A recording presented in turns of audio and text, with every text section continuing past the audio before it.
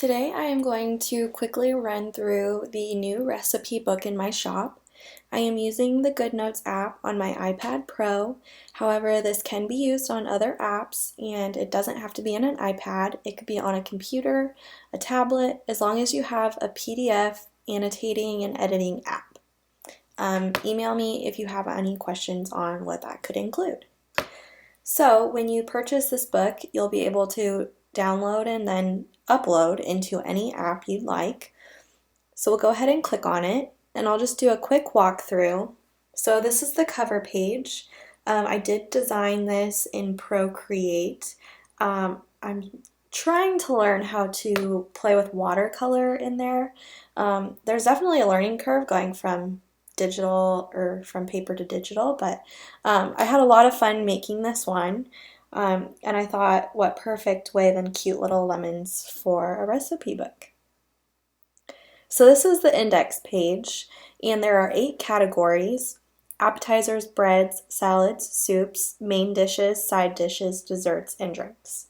And these also correspond with the tabs on the right.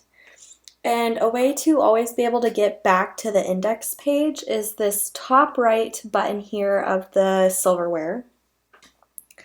And I put 2 examples under main dishes of some recipes I have in here. And again, you don't have to write with a stylus, you could type this out as well. So the next page is our conversions charts and tables. And I thought these were just really helpful ones to know. And you can always get to this page by clicking on the little arrow in the top right. The arrow, I was trying to figure out a good shape for it, and I thought the arrow made sense in like converting from one thing to the other. Hopefully that makes sense to more than just me. But that's how you get access to this table. And then if you click on each tab, it will take you to each category.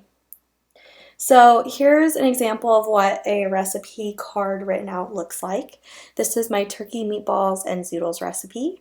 And so there's room to write where you got it from, how many it serves, prep time, cook time, ingredients directions.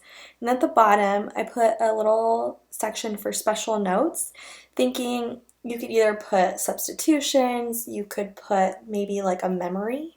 What I thought was a really nice idea, like maybe this reminds you of every summer you would have this dish or something like that. So that is the recipe book in a nutshell. If you have any questions, feel free to email me or message me on Etsy, whichever you prefer.